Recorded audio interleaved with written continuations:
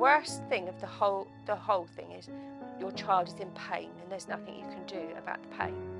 That is the worst thing.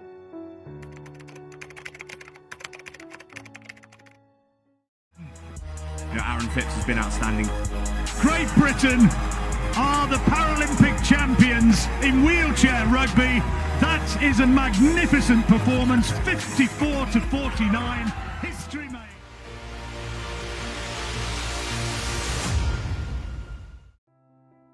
My name is Tracy Phipps and I'm Aaron's mum. Aaron was he was actually a very beautiful little child. And he was a very lively little boy. He could play for hours on his own, loved his Lego and things like that, but he was always very adventurous. Aaron always done his own thing. He enjoyed basketball. When he was at Testwood School, he played basketball, and being short, it was always a bit of a joke, but he was really good at basketball, when he was at school. And he also loved rollerblading, and he spent a lot of his time with his mates, on in the car parks, on the bars and stuff like that, doing rollerblading and what have you. And he also loved fishing. I mean, we used to go fishing loads, so quite regular. We get up Sunday morning, 6 o'clock, and go down the river or over the lakes. He really did enjoy it, and with my dad, his granddad, he used to go fishing with his granddad as well, and he really enjoyed that. And he was a real a family boy, if you know what I mean. He enjoyed being with the family, but he also enjoyed being with his mates. So he was a sociable lad. Right, he always, even as a child, would persevere. Even if he didn't find something easy, like with his spellings, his sister found that really easy, but he didn't, and he would practice and practice and practice, and then still get 10 out of 10 every week, even though things like that were really tricky for him. But he always tried his best to get where he needed to go.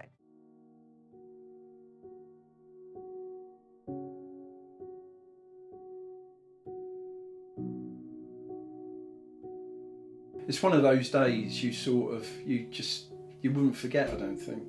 It was horrible, it was horrendous. You go from 1 minute they're all right to the next minute, and then a day later they said they were really sorry, there was nothing else they could do for him. We had to bring all our family in to say goodbye to him.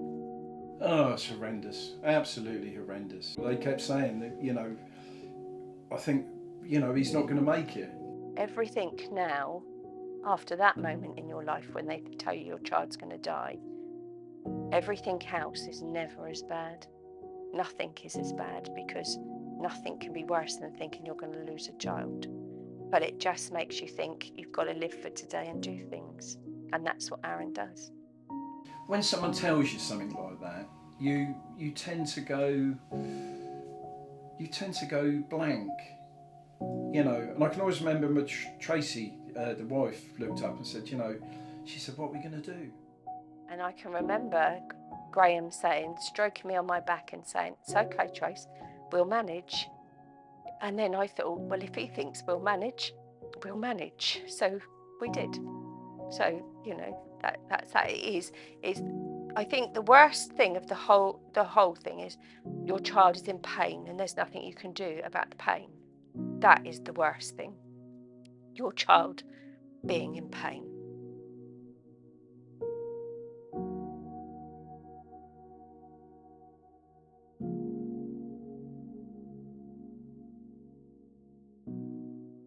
When he came out of hospital, he never just sat back and thought, "Oh, whoa, poor me." He always wanted to do something. His outlook on life, he was always positive. He never sort of sat in the chair and sort of looked up and went, "Oh God, look at it." He was always ready to do it. It was obviously really tough. I mean, I've come to terms with it now, and I now look at it as a positive rather than a negative. But being 15 and being really scared and not knowing how things were going to turn out, and finding out I was going to have to become an amputee was was really tough. It'd be tough to go through at any point in your life, but that time when all the hormones are flying round and you're feeling self-conscious anyway, yeah, it was really, really difficult. But like I said, it gave me a perspective that I never had before and gave me a drive that I never had. So now I look at it as a massive positive.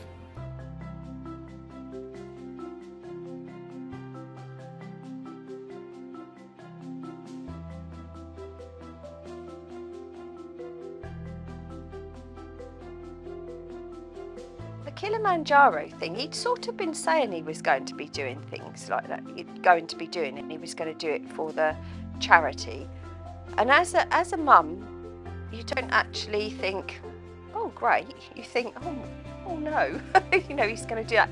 And I think I'd feel like that even if my child was whole. Like if it was Leah saying she was doing it, I'd still worry that she was going to go and do it. About 2 months before he actually went, Vicky, his wife, looked up to Tracy and said, well, I'm really surprised Graham's not going with him. And I went, what do you mean Graham can go with him?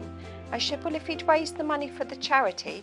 So all my holiday money for that year that we'd saved to go on a holiday, we paid for Graham to go with him, and then I sent them off. His training had to change massively. He went from trying to be a powerful speed athlete to being an endurance athlete who could be strong enough to withstand, you know, the kind of impact that is needed on that kind of trip. And I mean, that feat is nothing short of spectacular. He's the only person in the world to get to the top unassisted. So, only bilateral amputee that's ever got to the top unassisted, which in its nature is sort of proving that disability doesn't really matter. He's still going to climb mountains. And that speaks masses for his sort of mindset. And what happens when he decides to take on a challenge, he's something different. His training changed completely. There was very little treadmill, it was mainly strength conditioning, a lot more muscle endurance, mainly injury prevention. So a lot of times when you train for performance and you train to prevent injury. The performance in that sort of trip is last as long as you can, and you find you get fit while doing it. It's very hard to replicate something. So you kind of train to be able to withstand the beginning and train to get there as fresh as you can, knowing that the training will happen while you're in that kind of event. It's too long to be fresh for the whole time. Like, you will have to train through it. But in terms of like the plan, it went out the window.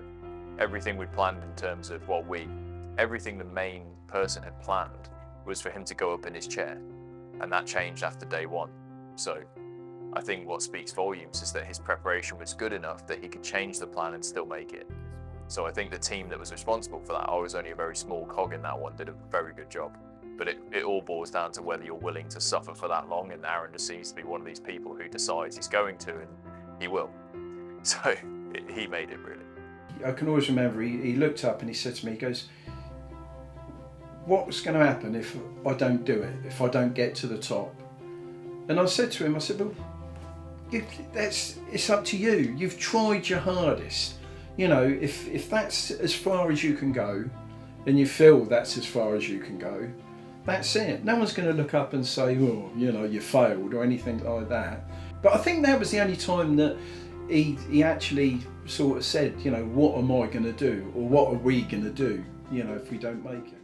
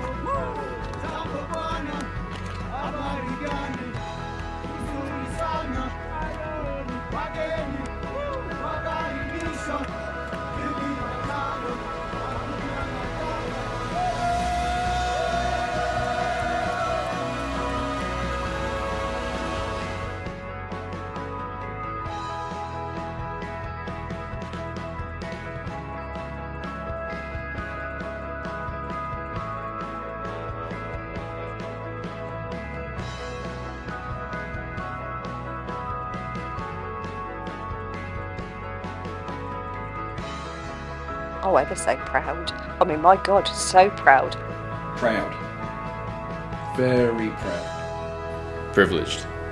It's a privilege to work with people like Aaron. As a mother, you just want your children to be happy and achieve what they want to achieve, don't you? And he has. You know, he's got his beautiful girls, lovely wife, and he's got a gold medal. So what more can you want?